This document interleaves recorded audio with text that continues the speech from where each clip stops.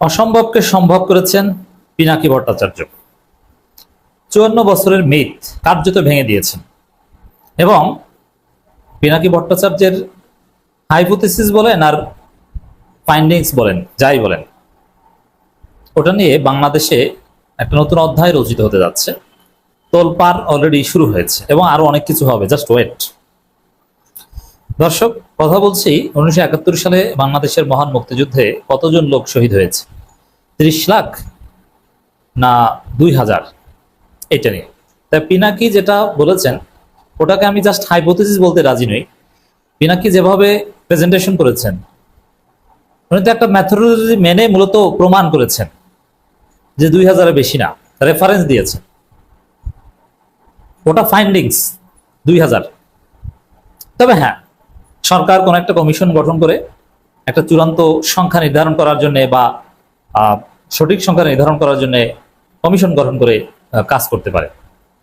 এখন পিনাকি যে কাজটা করেছেন, যে সাহস করে, এই সাহস বাংলাদেশের দ্বিতীয় আর কারণে। যেমন বিএনপিকে আওয়ামী লীগ রাজাকারদের দল, রাজাকারদের পৃষ্ঠপোষক, জিয়াউর রহমান পাকিস্তানের চর, খালেদা জিয়া রাজাকার, পাকিস্তানিদের সার্ভিস দিতেন, অনেক কিছু বলেছে। সেই বিএনপি এখন হুবহু আওয়ামী ন্যারেটিভ গ্রহণ করেছে। মির্জা ফখরুল বলছেন যে 71-কে ভুলিয়ে দেওয়ার প্রচ্ছন্ন চেষ্টা চলছে।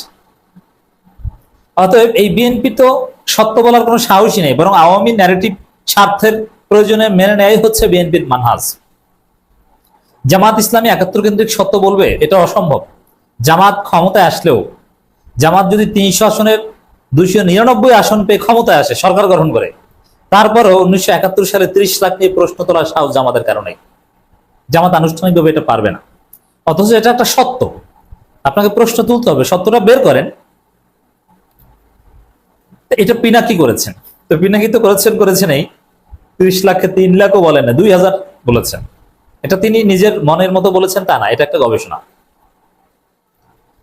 এখন এই জায়গায় একটা সময় ছিল যে এই প্রশ্ন তোলাটা অসম্ভব ছিল, অথবা জনগণের মধ্যে এই আলোচনাটা আপনি ছড়িয়ে দিবেন যে শহীদ 30 লাখ না 3 লাখ, এটি অসম্ভব ছিল। 2000 তো কল্পনা করা যেত না।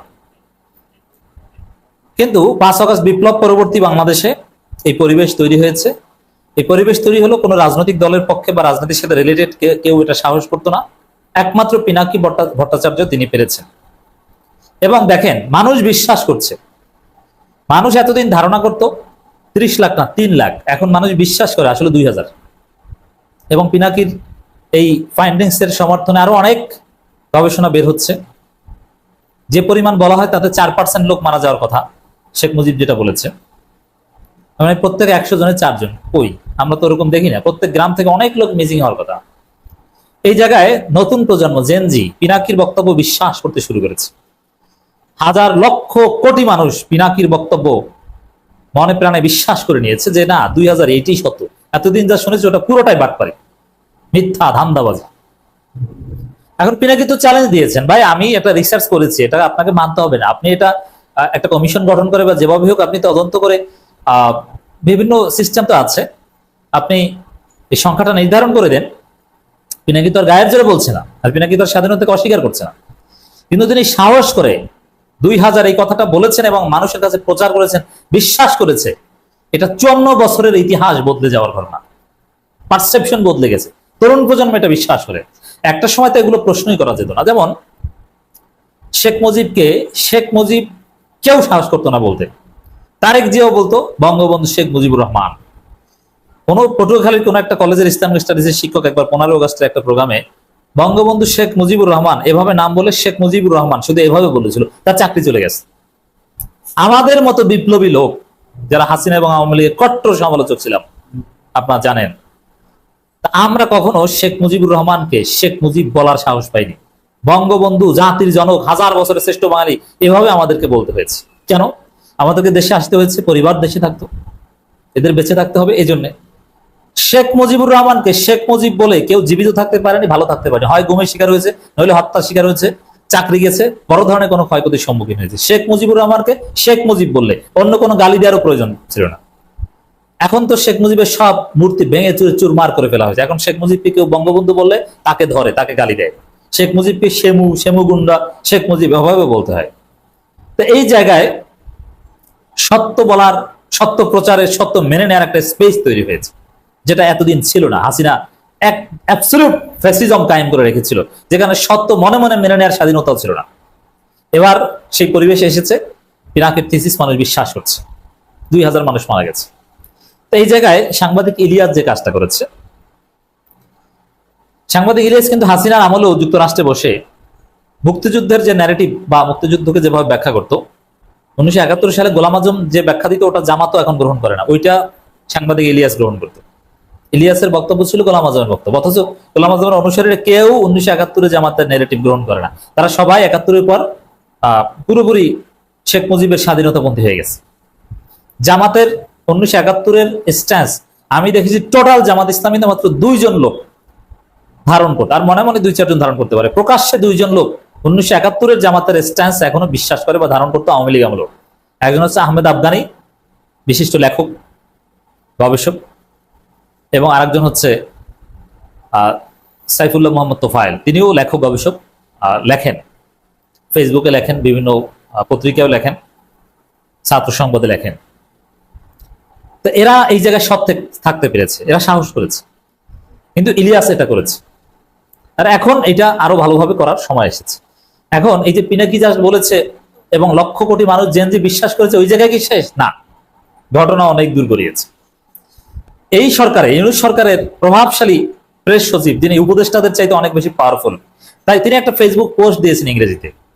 তার ফেসবুক পোস্টের সার কথা হচ্ছে যে 1971 সালে 30 লাখ না 2000, এটা নিয়ে গবেষণা হওয়া দরকার, তদন্ত হওয়া দরকার, সত্যটা আমাদের জানার অধিকার। এই যে মিথ্যা 30 লক্ষ বা এই হুজুম বাজাং, এগুলো একটা প্রতারণা, এটা শহীদদের রক্তের প্রতিও এক ধরনের অবমাননা। এই জন্য অরিজিনাল পিকচার আমাদের সামনে আসা দরকার। এর মানে কি, সরকারের এই প্রভাবশালী লোক ইঙ্গিত দিয়েছে, হয়তোবা ডক্টর ইউনূস সরকারই 1971 সালে কতজন শহীদ হয়েছিল এটা তদন্তের জন্য, বের করার জন্য কমিশন গঠন করে দিতে পারে। শফিকুল আলম যেহেতু ফেসবুক পোস্ট দিয়েছেন, এটা হতে পারে। এখন সরকার যদি এই কাজটা করে, তাহলে তো ওই 30 লাখ এমনি, 30 লাখ তো এমনিতেই ভুয়া, এটা পাগলও বুঝে, কিন্তু তারপরও কেউ সাহস পেত না এটা ভুয়া বলতে। যুক্তরাজ্যে বসে 2-1 জনে বলতো ভুয়া। খালেদা জিয়া প্রশ্ন তুলেছেন, আর বিএনপি এখন 30 লাখকে ওহির মতো গ্রহণ করছে। তো দর্শক, শফিকুল আলমের ফেসবুক পোস্ট ইংরেজিতে সত্যের মুখোমুখি হতে হবে 1971 নিয়ে, আমি মনে করি এই লেখাটা আর একটা দলিল হবে, আর একটা সাপোর্টিং এভিডেন্স হবে, এবং সরকারিভাবে গবেষণা না হলেও ব্যক্তিগতভাবে প্রাইভেটলি হলেও অনেকে এগিয়ে আসবে 1971 সালের শহীদদের সংখ্যা নিরূপণ করতে। এমনকি সরকারও এগিয়ে আসতে পারে, ইউনূস সরকারই ক্যান স্টার্ট ইট। তখন সত্যিকার অর্থেই 54 বছরের ধান্দাবাজি বন্ধ হয়ে যাবে, মুক্তিযুদ্ধ ব্যবসা শেষ হয়ে যাবে। কি প্রতারণা ছিল! এই জন্য আমি বলি, বাংলাদেশের ইতিহাসে সবচেয়ে বড় স্ক্যাম ছিল এই 1971 সালে মুক্তিযুদ্ধ ব্যবসা। মুক্তিযুদ্ধ না, মুক্তিযুদ্ধ ব্যবসা, চেতনা ব্যবসা। 2000-কে 30 লাখ বানিয়ে কি প্রতারণা! আবার 2 লাখ মা বোনের ইজ্জত, এটাও পিনাকি একটা তথ্য দিবে, 2 লাখ না 1500 না 700 না 600, দেখবেন এই ইতিহাস। সত্য জানতে হবে, মিথ্যার নাম মুক্তিযুদ্ধের চেতনা নয়, সত্যের নাম হচ্ছে মুক্তিযুদ্ধের সঠিক ব্যাখ্যা, সত্যের পক্ষে দাঁড়াতে হবে। শফিকুল আলম দীর্ঘ পোস্ট দিয়েছেন সত্যের মুখোমুখি হতে 1971 নিয়ে। তিনি 1969 সালে জন্মগ্রহণ করেছেন, এটা তিনি বলেছেন। নৃশংসতা হয়েছে, এটা তিনি স্বীকার করেছেন। 30 লাখ, এটা শুনতে শুনতে বড় হয়েছেন, এটা ইতিহাসের অংশ হয়ে গিয়েছে, কেউ কোনো প্রশ্ন তুলতো না। তো সেই জায়গায় 30 লাখ নিয়ে প্রশ্ন তোলা ছিল, অপরাধ এবং মুক্তিযুদ্ধের বিরোধী শক্তি এবং স্বাধীনতা চায়নি এমন ট্যাগ দেওয়া হতো। সেখানে 30 লাখ মানুষ মাত্র 9 মাসে নিহত হয়, তাহলে প্রতিদিন গড়ে 11,000 মানুষকে হত্যা করতে হতো। পাকিস্তানি সেনারা যত নৃশংস, এত বড় আকার হত্যাযোগ্য চালানো তাদের পক্ষে সম্ভব হয়েছিল কিনা তা নিয়ে অনেকে প্রশ্ন তুলছেন। কেউ কেউ বলছেন প্রকৃত সংখ্যা 2 লাখের কাছাকাছি, আবার কেউ কেউ দাবি করছেন 2000। 2000 থেকে 30 লাখের মধ্যে যে বিশাল ফারাক, তারপরে অযৌক্তিক শোনায়, অথচ সত্যটা হয়তো এর মধ্যেই কোথাও লুকিয়ে আছে। এই শফিকুল আলমের এই ফেসবুক পোস্ট আর একটা যুগান্তকারী ডিমার্কেশন। এর উপর ভিত্তি করে সরকার বা গবেষকরা অনেক সিদ্ধান্ত নেবেন। পিনাকির যে ভিডিও, এটা আসলে 54 বছরে অনেক অসম্ভবকে সম্ভব করেছে, শেখ মুজিবকে জয় বাংলা করে দিয়েছে।